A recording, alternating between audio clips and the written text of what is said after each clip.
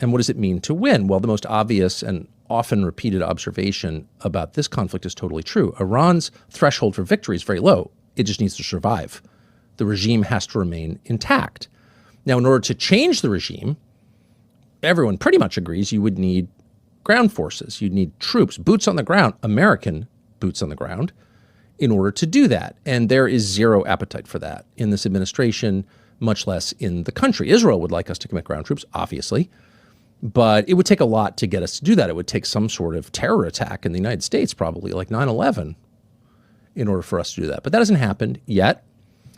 We pray it never happens. So at this point, we're not going to commit ground troops, which does sort of put the whole exercise in perspective. If Iran's burgeoning nuclear program was really a threat to our core national security interests, then of course we would commit ground troops, because any threat to our core national security interests merits committing ground troops. But this one didn't.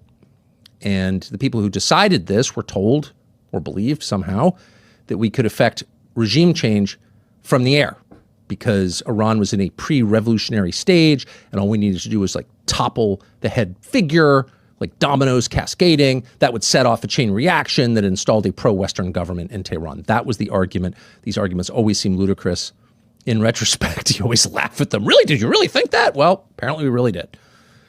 But almost 2 weeks in, that has not happened. By the way, that would be a great outcome, because it would end the war.